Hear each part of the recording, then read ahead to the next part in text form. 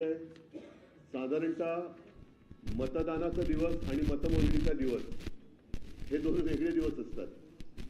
फार पूर्वी मतदान झाल्यानंतर तत्काळ मतमोजणीला सुरुवात व्हायची आणि मध्यरात्री किंवा दुसऱ्या दिवशी पहाटेपर्यंत मतमोजणीचे निकाल जाहीर व्हायचे.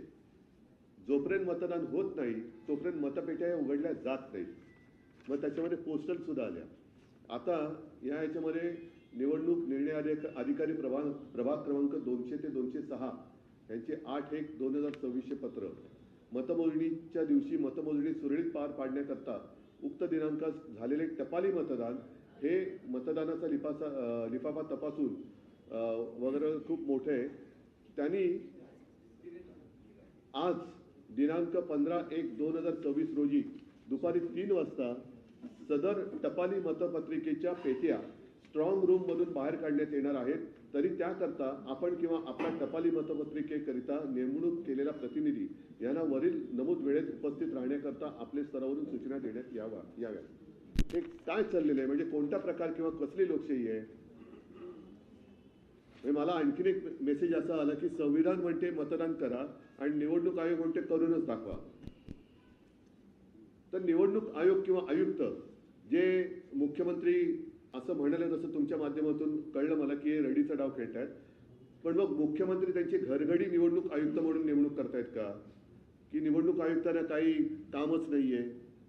हा सगळा प्रकार जो चाललेला आहे, धाकदपटशांचाही प्रकार करून पाहिला, त्याच्यानंतर पैसे वाटपाचा प्रकार करून पाहिला, तेही उघडकीस आले. यावेळेला सोशल मीडियातून बऱ्याच गोष्टी उघड झालेल्या आहेत. टीव्ही चॅनलमधनं सुद्धा बऱ्याच गोष्टी उघडकीस आलेल्या आहेत. अगदी मी परवा ठाण्याला गेलो होतो आणि मी आणि राज आमच्या उमेदवारांना सुद्धा कोटींची ऑफर करून त्यांची उमेदवारी मागे घेण्यासाठी प्रयत्न करण्यात आला.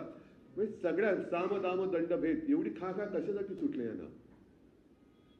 का एवढी तुम्हाला ही महापालिकेची निवडणूक, नगर परिषदेच्या निवडणुका म्हणजे मला असं वाटतं की यांच्याकडे महायुतीकडे कर्तृत्व काही नाहीये म्हणून वाटेल ते करा. तिकडे गणेश नाईकांकडे त्यांचं मतदान केंद्रच फरार झालं. म्हणजे टांगा आहे की नाही जागेवर मला माहित नाही, पण मतदान केंद्र फरार. त्यांच्या टांगा दुखल्या फिरून फिरून. या मतदान केंद्रात गेले, इकडे नाही, त्या मतदान केंद्रात 4 तास लागले त्यांना. म्हणजे हे मंत्र्याची हालत आहे. टांगा दुखल्या, केंद्र फरार. टांगा पलटी नाही झालं, पण त्यांच्या खेट्या घालून टांगा दुखलेत. आता डोक्यावर हात मारावा की पाय चेपत बसावे हा गणेश नाईकांपुढचा प्रश्न असेल. पण ह्या सगळ्या गोष्टीवरती इलाज करायचा असेल तर मला असं वाटतं निवडणूक आयुक्तांना तत्काळ निलंबित करून त्यांच्यावरती कारवाई केली पाहिजे. कारण हे बसल्या जागी फुकटचा जनतेचा पैसा खातायत आणि सत्ताधाऱ्यांची लाचारी करतायत, असंच मला नाईलाजाने म्हणावं लागतंय.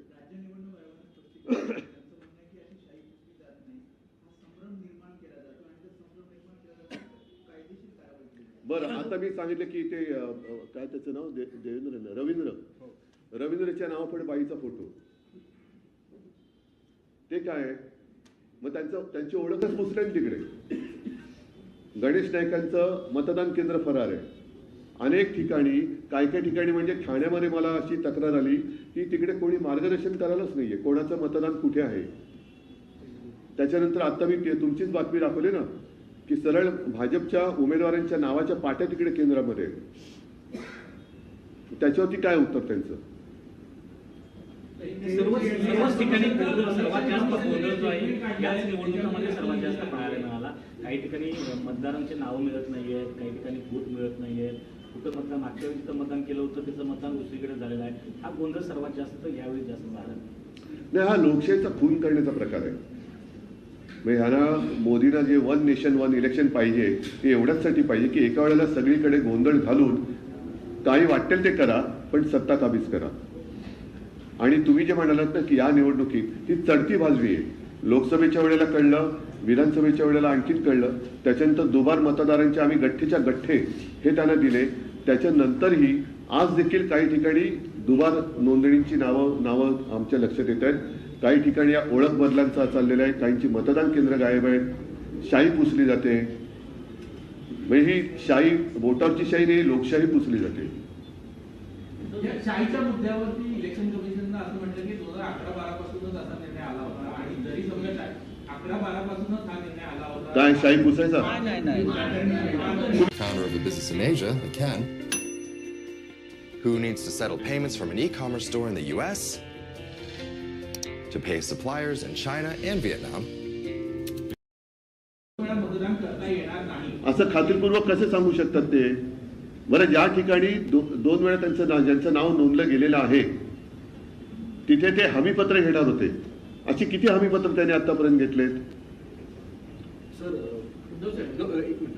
मुख्यमंत्री देवेंद्र फडणवीस असतील किंवा भाजपचे इतर नेते आणि शिंदेचे, शिवसेनेचे सुंदर शिंदेचे शहासेना, हा बरं ते असेल तर त्यांच्या सगळ्यांचं नेत्याचं असं म्हणणं की कालपासून तुम्ही दोघेही म्हणजे तुम्ही आणि राज ठाकरे हे दोघेही जो सूर लावताय तो पराभवाची मानसिकता दिसते. तुमचा पराभव होतोय. पराभव नाही, त्यांचं कुभांड जे आहे ते आम्ही फोडतोय. नाहीतर आम्ही एवढे ताठ मानेने त्यांच्यासमोर उभे राहिलोच नसतो. त्यांचा जो काही एकूण दरोडा घालण्याचा प्रयत्न आहे तो आम्ही वेळोवेळी लोकांसमोर आणतो आहोत. मग ते दुबार मतदार असेल, धाक दपटचे असेल, पैसे वाटताना त्यांचीच लोक पकडलेत, त्यांनी एकमेकाची लोक पकडलेत. पराभवाची कारणं तुम्ही तयार होताय असं त्यांचं त्यांच्या पराभवाची कारणं, कारण ते हारलेले आहेत. देवेंद्र फडणवीस आणि त्यांची सगळी चोर कंपनी ती हारलेली आहे. हारलेल्या मानसिकतेमुळे त्यांना हे असले गैरप्रकार करावे लागतात. नाहीतर जा ना लोकांसमोर, जसे आम्ही जातो तशी. काही ठिकाणी एका सोसायटीची दुसऱ्या प्रभागाच्या मतदार यादीमध्ये नाव आहे. म्हणजे त्या उमेदवारांचे एकंदरीत नुकसान होत आहेत असं एकंदरीत दिसतंय. काही नाही, ते कळलं. शेवटचं काय बोललात?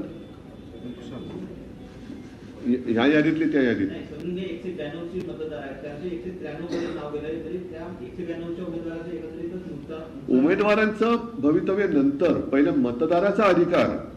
मी जे म्हटलं ना की संविधान म्हणते मतदान करा, निवडणूक आयोग म्हणते करूनच दाखवा, असा हा प्रकार आहे. म्हणजे हा संविधान विरोधी निवडणूक आयोग आहे. त्याच्यामुळे आयुक्तांवरती तर कारवाई झालीच पाहिजे. आणि त्यांचा संपूर्ण स्टाफ हा रोज काय करतो ह्याचा आता छडा लावावा लागेल. कारण हे बसल्या जागी पगार खात आहेत. त्यांच्या कार्यालयात आता राजकीय पक्षांचे प्रतिनिधी नाहीतर आम्हाला ठेवावे लागतील आणि तुमचा रोजचा लेखाजोखा हा जनतेपुढे आणावा लागेल. आज काय केलं? नुसते बसतायत, काय करतायत? एवढ्या वर्षानंतर सुद्धा, एवढे दिवस होऊन सुद्धा तुमच्याकडे साधी नोंदणी नाहीये मतदारांची. नाही, कोर्ट वगैरे सोडा, आजचं काय करायचं? कारण हा प्रश्न त्याला काय माहितीये की पुढे काय कोर्टात जा, कोर्टात गेले की 4-5 वर्ष चालू आहे आपलं. साहेब, राज्य निवडणूक आयोगावर कारवाई करायची का बीएमसी आयुक्तांवर? कारण की मुंबई ते मी पूर्ण आयोग म्हणतोय. जर याच्यात आयुक्तांची जबाबदारी असेल तर आयुक्तांवरती पण झाली पाहिजे. मुंबई इलेक्शन ऑब्व्हियसली बीएमसी असेल. ते जे आयोग असतील, आयुक्त असतील, त्या आयुक्तालयाची माणसं असतील, जे कोणी असतील, मग त्याच्यात महापालिका आयुक्त असतील तर त्यांच्यावर सुद्धा, निवडणूक आयुक्त असतील तर त्यांच्यावर सुद्धा या सगळ्यांवरती कारवाई झाली पाहिजे. कारण तुम्ही लोकशाही मारता. शाही प्रकरणामध्ये महापालिकेचं असं म्हणणं आहे, हा जो संपूर्ण पीठ येतो मतदानाच्या प्रक्रिया लावण्याचा तो राज्य निवडणूक आयोगाकडून आलेला आहे. मग आता यांना उत्तर द्या ना तुम्ही, जे त्यांनी आता मला प्रश्न विचारला. म्हणतात की 150हून जास्त जागा आम्ही जिंकल्या. ते सोडा, आजचं पहिलं मतदानाचं बोला. तुम्ही आतापर्यंत अनेक निवडणुका पाहिलेल्या आहेत आणि तसे अनुभवलेल्या आहेत. पैसे तर वाटलेले आहेत, चांदीची नाणी पण वाटलेली हो, आहेत, एवढा आला कुठून पैसा? वॉशिंग मशीन वाढलेले आहेत. वॉशिंग मशीन समजू शकतो, ते भाजपचं आहेच. मिक्सर पण वाटले. हो, मिक्सर पण वाटले. सगळ्या भ्रष्टाचारांना मिक्सर मध्ये टाकून मिक्स करतात भाजपमध्ये. त्याच्यामुळे त्यांनी मिक्सर पण वाटले. पण मिक्सर जरी वाटले, वॉशिंग मशीन जरी वाटली, तरी जनता शून्य आहे. ते हे सगळे खडे आपल्या तांदळातले ते उचलून फेकल्याशिवाय राहणार नाही. तुम्ही आधी निवडणूक आयोगाच्या विरोधात मोर्चा काढला होता, तुम्ही भेट घेतली, पण आता ज्या पद्धतीनं चित्र दिसत आहे, खरंच निवडणूक आयोग झोपले असं वाटतं? झोपेचं ढोंग करते. साहेब, स्वतः तुम्ही मतदान केलं का? आणि मगाशी तुम्ही मतदान केलं तर दावा करताय की शाही जाते. आता तुम्ही स्वतः मी पण आता पुसून बघणार आहे शाही. हा, म्हणजे पण एक आहे, मी काय दुबार मतदान, एक तर माझं कुठे नाव नाहीये, त्याच्यामुळे दुबार मतदान करायला जात नाही. हा प्रश्न गंभीर आहे, तो गांभीर्याने घेतला पाहिजे. टीव्ही चॅनलवरती सुद्धा काही रिपोर्टर मला त्यांना खास धन्यवाद द्यायचे की ते स्वतः डेमो देत आहेत शाही पुसण्याचं. आणि हे एवढं जर का ढळढळीत सत्य, बोटावरची शाही जाते हे सत्य देवेंद्र फडणवीस आणि आयुक्त किंवा निवडणूक आयोग नाकारत असेल म्हणजे ह्यांची मिलीभगत आहे. ठीक आहे, चला तरी सुद्धा मी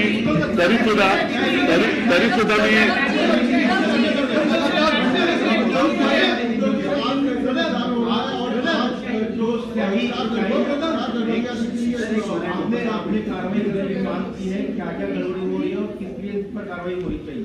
चुनाव आयोग और जो भी जिम्मेदार शायद ये पहला चुनाव है जिसमें बहुत सारी शिकायतें आ रही है।